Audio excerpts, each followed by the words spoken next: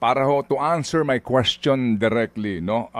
May bawal ba sa gusto naming isuot na t-shirt o placard na aming bitbitin o streamer na aming bibitbitin? Pwede ba kaming magsuot ng t-shirt, magdala ng placard o kaya streamer na nakalagay Marcos resign?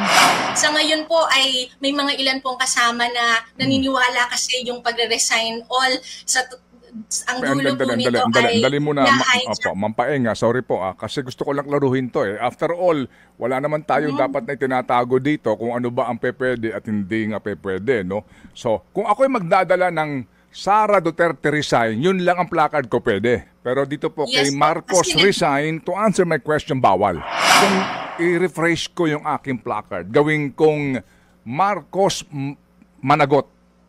Yun, hindi ko pinag-resign, no? Kasi siya yung pumirma ng budget, eh. Di ba? Hindi naman resignation. Marcos managot. Pwede na yon o hindi pa rin pwede? At yun na nga, no, mga bayan, ano pong masasabi nyo dito po sa mga balita na kung saan po, ito pong si Kapaeng, mga kabayan.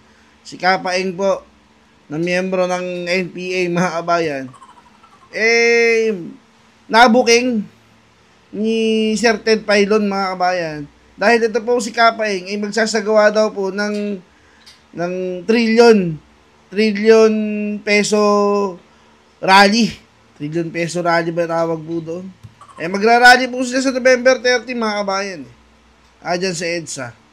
Ang organizer po si Kapaeng, mga kabayan. Alam niyo po kung ano po ang layunin ng kanilang pagrarally? Para daw po panagutin yung mga sangkot sa korupsyon. Di po ba, matunog na matunog po ngayon yung korupsyon sa flood control. Sa kanila, mga kabayan, gagamitin nila yung flood control, yung korupsyon sa flood control. Pero ang rally po nila, Sara Duterte resign, mga kabayan. Nantangin mo naman yan. Ididikit po nila yung pangalan ni Sara Duterte doon sa flood control. Paano ko po nasabi, mga kabayan? Nabuking po ni Sir Ted Pailon ang pwede lang po, Sara resign na placard. Pero pag Marcos resign, bawal daw po. Bawal daw po. Sara resign placard lang po ang pwede. Bawal po ang Marcos resign. Hindi naman itong kabalintunaan ng mga nilalang na to. Anong involvement ni Sara Duterte, ni BP Inday, dyan sa flood control, sa trillion peso na ninakaw? Tapos sabihin nyo pa, trillion peso rally? Tapos Sara resign? Ingot ka ba, ma'am? Bago tayo pumunta dyan, puntahan muna natin to.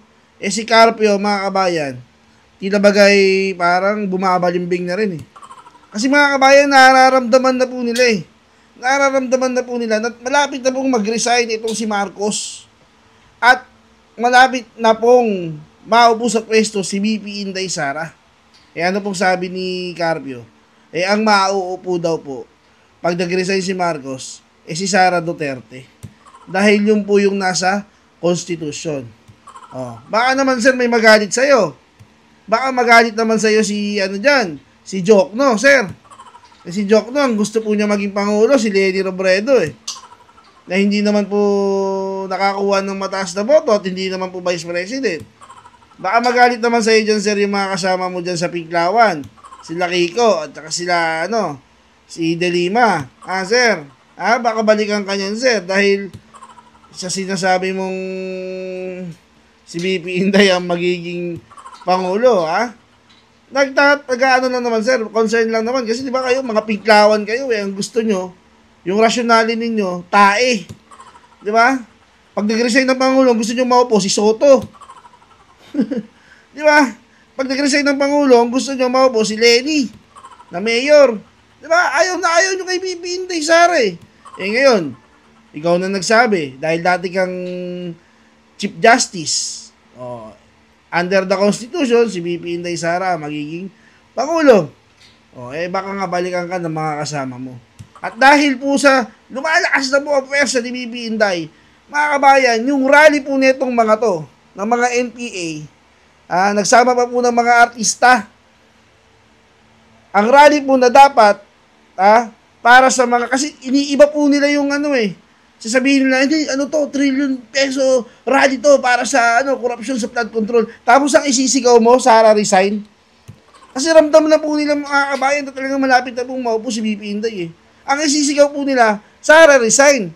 Pwede pa nga po yung placard eh, na Sara resign. Pero ang Marcos resign, bawal po.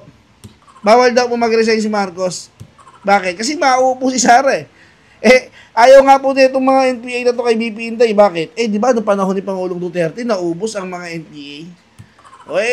Nangangani, baka mawalan na pondo. Di ba mga kabayan? Kaya yung sinasabi nilang flood control rally daw, na para swetuhin itong mga kurap na congressman, yan, sila Saldico, Romualdez, di ba? Sandro Marcos, Bongbong Marcos, wag daw yon.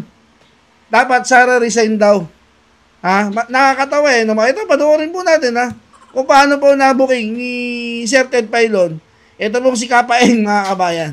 Sir Ted, pasok po. Matanong ko lang po, Oh, ma'am, sige. may bawal ba sa gusto naming isuot na t-shirt o placard na aming bitbitin o streamer na aming bibitbitin? Sa atin po kasi, syempre, napakahalaga na klaro ang ating pagkakaisa, na panaguting lahat, ikulong lahat ng sangkot at kurakot, at gayon din, tuldukan nga ang political dynasty. Sabi, tama po kayo DJ siya, baka wala nang matira. Pero ako po umaasa, ang taong bayan ay mag-step up. At sana, tayo naman yung tatakbo at mananalo, hindi yung iilang pamilya lang. At yun naman ang sinabi ng konstitusyon natin. Oo. Ang Opo. kailangan bantayan lang po natin, baka may mga mang-hijack noong ating rally, kasi meron po kaming naririnig, magpapatawag daw ng rally doon sa EDSA Shrine ng hapon. Mukhang mga supporters po ni Sara Duterte. Para sa atin po, lalo na yung mga kasama namin sa koalisyon, isa pa po silang kasama dito sa skandalong ito ng korupsyon at mayroong pangang allegations doon sa confi funds ni VP Sara. So, basta po ang mahalaga sa atin, pipigilan natin yung gustong humayjack dito sa galit ng mamamayan para sa sarili nilang interes. Sige, ganito. Ma'am Paeng, ganito. Para to answer my question directly, no? Una, anong oras ang start ng rally at saan magtitipon, saan ang pinaka main point, no, ng entablado at hanggang anong oras? Bali, ang ating pong marcha magsisimula ng 8 a.m. mula sa EDSA Shrine, papuntang People Power Monument. Kasi po, ang ating stage ay nandoon malapit sa People Power Monument along White Plains. So, ang ating pong programa at ang ating attendees, we're hoping na magkita-kita po tayo. Kung hindi po makasama sa marcha, ang programa magsa-start ng 9 a.m. sa may People Power Monument at sa may along White Plains. And magtatagal po siya hanggang 6 p.m. ng hapon. So, tayo po ay buong araw na magsasama-sama. Pwede ba kaming magsuot ng t-shirt, magdala ng placard o kaya streamer na nakalagay, Duterte resign, Marcos resign? Opo. Sir Ted, yung ating pong kaisahan sa ngayon, panagutin lahat. Lalo na, klaro kasi sa atin na may mga ilang calls na pinapaypayan ng mga Duterte o kaya yung gusto ng extra-constitutional na pagbabago, napapahinain yung demokrasya natin. Kaya po pag may mga ganun siguro, while we respect yung mga panawagan ng ibang grupo, ay kailangan lang po nating pagsamahan yung mga kaisahan natin. And that includes yung pagpapanagot lahat, kung saan tayo dalhin ng ebidensya, doon po tayo pupunta. Okay, so to answer my question, bawal? Yung mga kaisahan po natin ay yung syempre po panagutin lahat. Sa ngayon po ay may mga ilan pong kasama na naniniwala kasi yung pagre-resign all sa ang dulo po nito ay dali muna, na-hijack. Ma'am Paeng, sorry po kasi gusto ko lang klaruhin to After all, wala naman tayong dapat na itinatago dito kung ano ba ang pwede at hindi nga pwede, no? So, kung ako'y magdadala ng Sara Duterte resign, yun lang ang placard ko pwede. Di ba mga kabayan? Booking na booking Di ba? Pag Marcos resign, bawal. Pag Sara resign, pwede. Anong klaseng rally yan? Si Sara Duterte ba nagpumirma niyang gaan na yan? Si Sara Duterte ba may kasalanan ng flood control na yan? Idinidikit ninyo Idinidikit ninyo. Di ba sa kayong mga NPA, takot na takot kayo sa mga Duterte. Mas gugustuhin niyo bang kumain ng echas ng mga Marcos kaysa maupo si BP Inday. Eh di kainin nyo yung echas ng mga Marcos, di ba? Lagay nyo sa kanin ninyo, kamayin nyo. Di ba? Ba't tayo ba blood control ang irarali? Isisigaw nyo, Sara resign? Anong kinalaman ni Sara Duterte dyan? Eh si BP Inday Sara nga, di ba? Ang nagbunyag na si Saldi ko at si Romualdez ang may hawak ng budget eh. Tapos yung mga kasama mong NPA dyan sa Kongreso, ano sinasabi? Hindi, magnanakaw ka, confidential funds, 125 million, ha? Na-audit na po ng COA yan. Wala pong nakitang anomalya. Pusang gala kayo. Palibasa, lumalakas kayo ngayon sa panahon ni Marcos. Bakit? Kasi weak leader mga kabayan eh. Nakipagsabuhatan sa mga piklawan, nakipagsabuhatan sa mga NPA. Bakit? Para lang po makontra si Pangulong Duterte. Eh may gaba din sa inyo. Kahit hindi man mag-resign yung si Marcos, kahit kapit tukuyang si Marcos sa kanyang pwesto hanggang 2028, may 2028 election. Good luck po ha. Well, tayo po naniniwala po tayo na kailangan din panagutin ni Sara. In fact, nag-file nga po at nag-endorse ng impeachment tayo against kay Sara. Opo. So, pwede yun? Well, para sa ating po, dapat nga na-impeach naman na si Sara. Dapat opo. na tuloy yung trial. So, yes po. Opo. Pwede yun. Pero yung Marcos resign, bawal.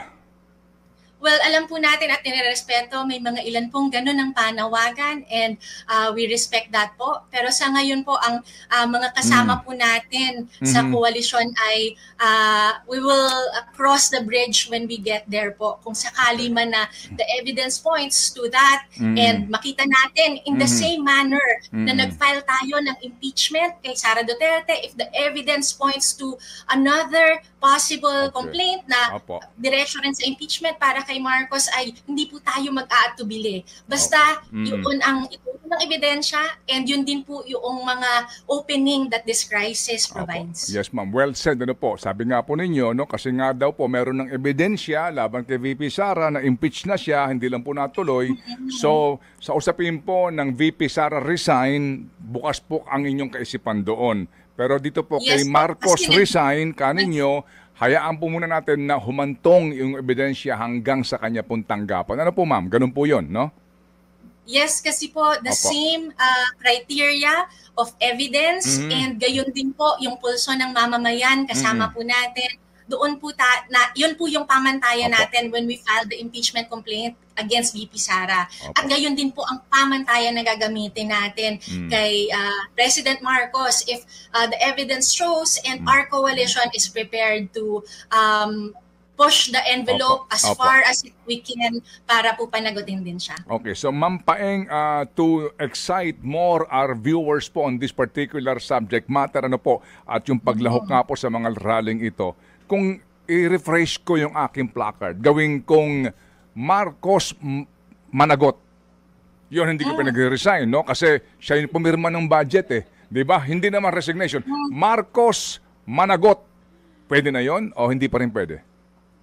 Siyempre po, dapat talaga panagutin din ang Malacanang, si Marcos, sa laki ng korupsyon na nangyari sa ilalim ng kanyang administrasyon. Pero ang tatandaan lang po natin ay yung mga panawagan po natin kasi pinapaypayan ng mga Dutertes at sa dulo ay sila po ang mananalo. Kaya po, definitely, kailangan managot ng mga Marcoses. Huwag lang po natin ipapahijack sa kampo ni VP Sara na talagang naghihintay. Sabi nga niya, ready na siyang mag-assume kung sakali man, di ba? Kaya very important po na we make the calls that the opportunity and this crisis provides without letting other forces, yung mga undemocratic forces, hijack it po. Opo. Alam mo, naintindihan kita, Ma'am Paeng. Para bang yan po sinasabi din ni ni ate mo. Nino, sino doon? Seeing is believing daw. Oh, si Manang?